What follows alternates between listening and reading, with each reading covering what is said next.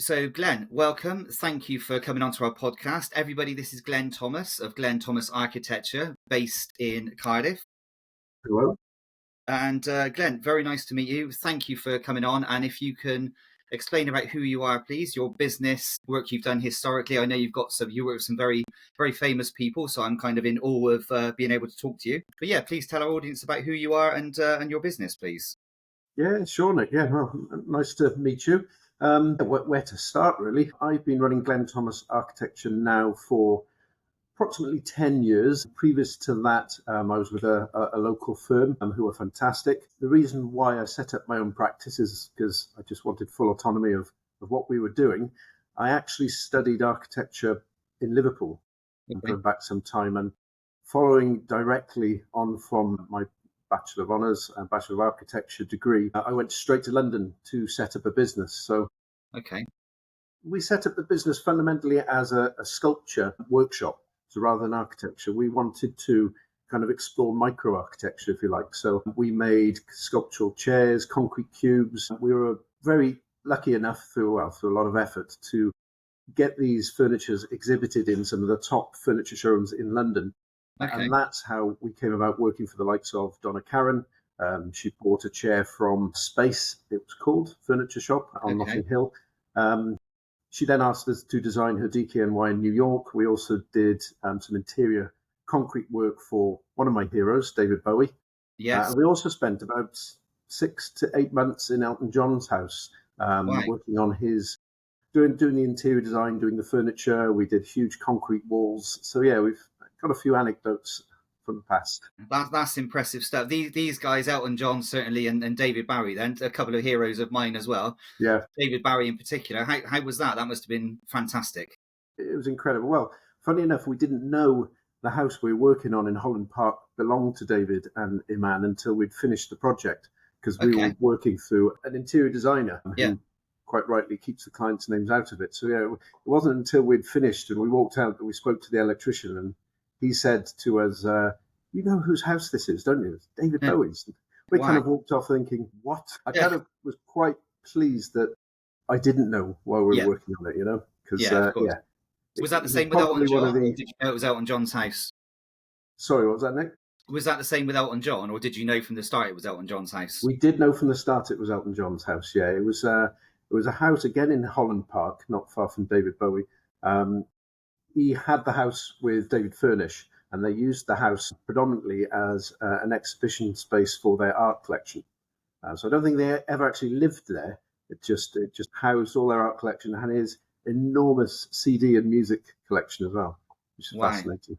It is fascinating. All credit to you, and obviously to where the business is taking you today. You obviously move forward some years. You're now based in Cardiff, running the wonderful practice from there. That's it, yeah. You're also, am I right in saying you're also a presenter on the BBC Wales Home of the Year programme? That's it, yeah, which is quite a sidestep from architecture, as I'm sure you'll understand. Yeah.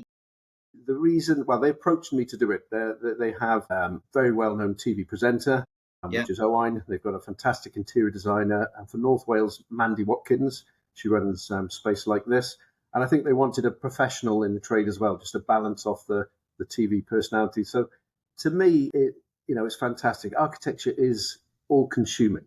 And to be lifted out of that comfort zone, if you like, and plopped into a completely different world, I think it's quite refreshing and gives you a new outlook. It's not serious. It's a kind of magazine, kind of light-hearted critique of people's homes. It's not a serious thing, which I think is lovely.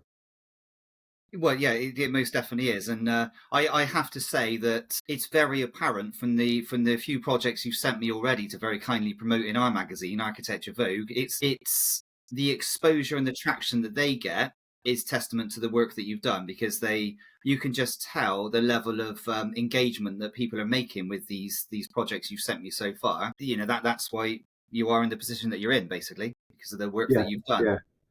We were a little slow in taking on board this kind of whole social media thing. I think you're just so busy, it does take a lot of effort.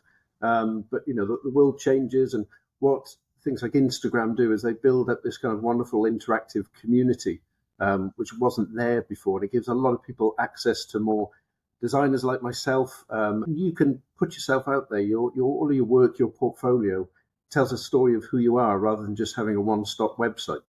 Absolutely. Well, I know you've updated your website recently as well, but one of the key things in all of the whole social media place is marketing your work rather than selling, isn't it? Historically, it may have been talking about selling what you do and trying to sell your business to somebody to try and win new business. But no, it's how you market things and how you place yourself.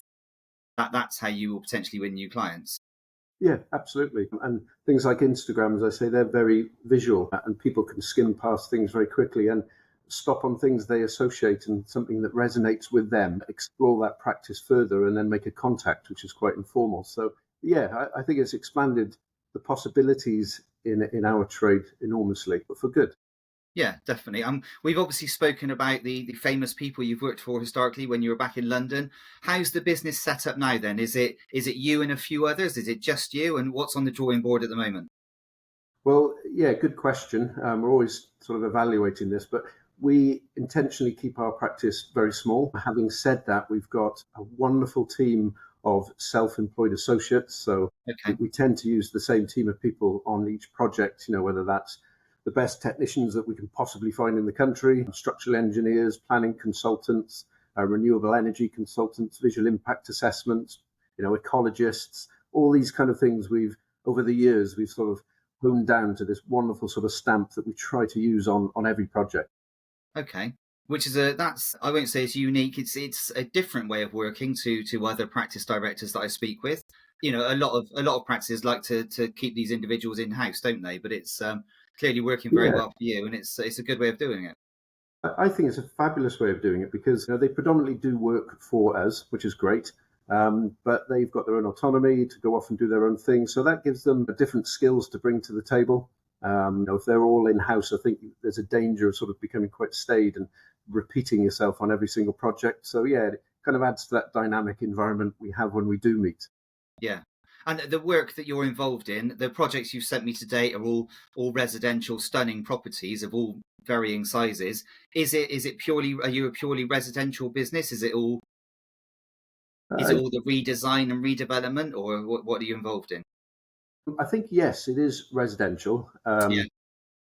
I'm reluctant to say high-end residential because one of our key goals for the future is to design and develop very modernist, affordable homes, which has been a really important factor into why I got into architecture in the first place, because I get very frustrated with the lack of choice and the blandness of British housing schemes. And we have done it. We've worked alongside forward-thinking developers who aren't just after a quick buck. They're after creating a strong brand for themselves. We've gone quite far down the line with two or three developers in doing this, in creating small-scale developments, and by that I'm saying anywhere between 3 and 8 houses, where Okay. we've proved you can do something quite extraordinary, with flat roofs, balconies, terraces, open plan living, considered cladding treatments.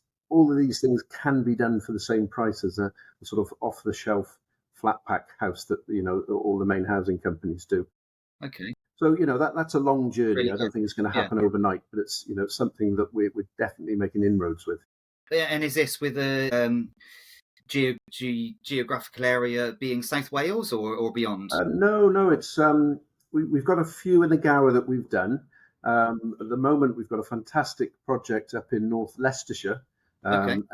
That what we were just saying before, that came directly through Instagram. This developer up in North Leicestershire started following us, started liking, making comments, and then he invited us up to see this big plot of land he's got. And we've developed these fantastic low-lying burnt timber-clad homes that sort of use the topography and cut into the landscape. That we hope is going to sort of move forward this year as well. And a couple of others. We've worked in Bristol, Almondsbury. We've got projects up in North Wales in Anglesey. We've got a fantastic project in the Wirral on the estuary there. So yeah, we're kind of expanding from South Wales out to over the UK really, and London as well.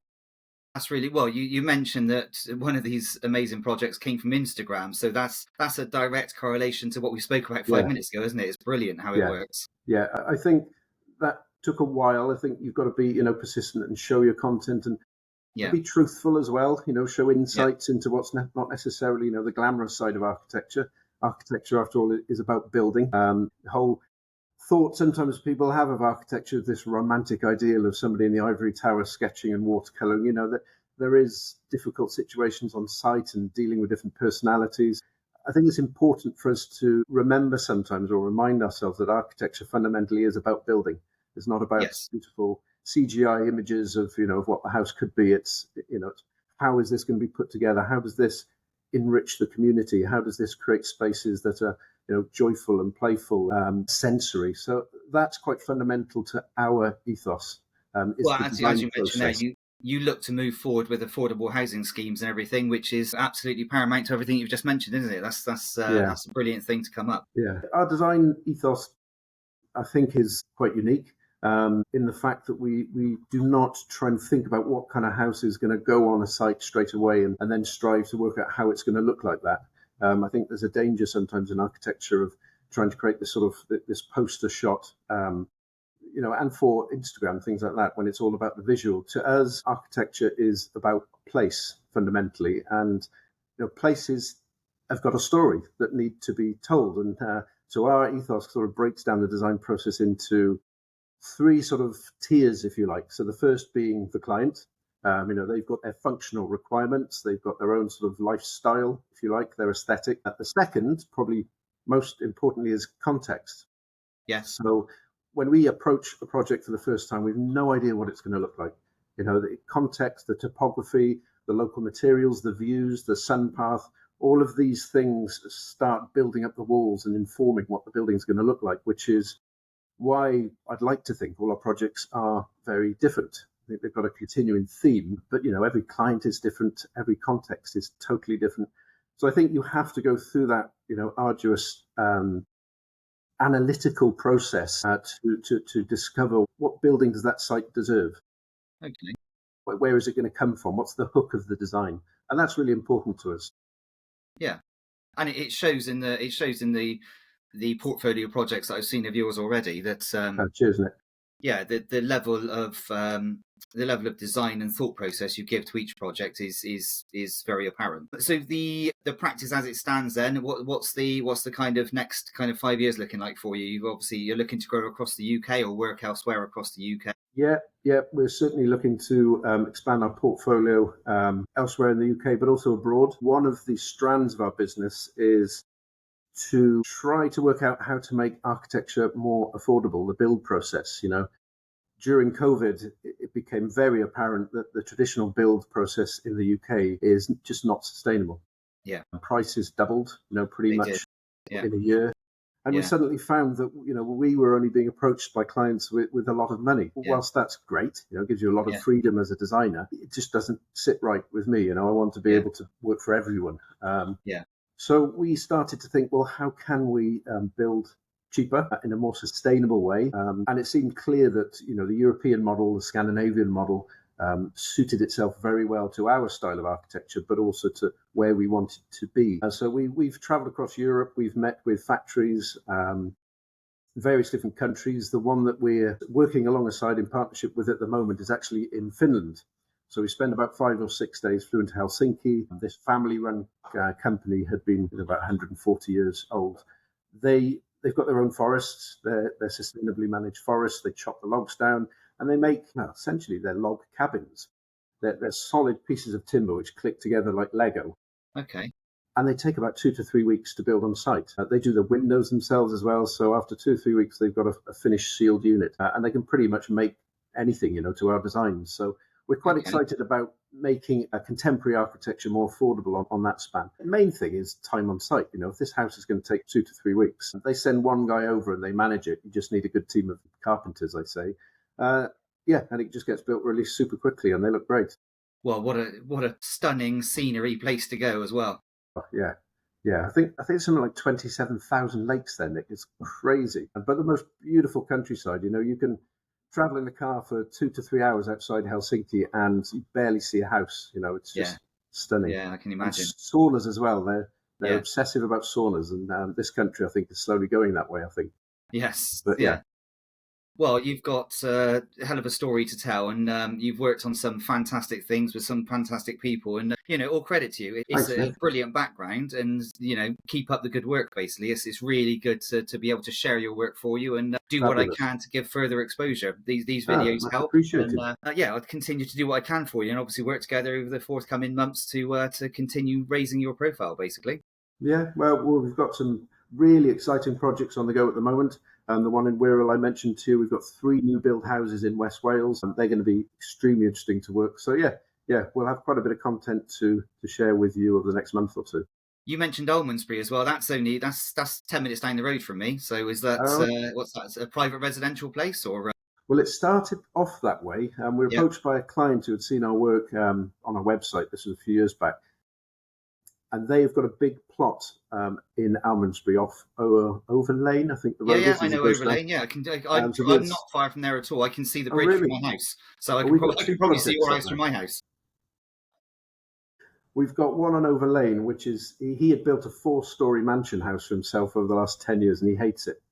Oh right, He's okay, got a well, half-built swimming pool and a half-built gym, and he's just put a full stop on it. And he got us on board and said, "Look, I want to knock this house down, yeah, and I want to build 6 highly sustainable contemporary houses." And they've got these fantastic views over the Severn Estuary. they do. You're Yeah, looking down onto Almondsbury Village to the right, yeah, I know and they're exactly all where you are. these are part concrete embedded. Well, I say fly ash cement replacement concrete. Yeah, These are very sustainable buildings.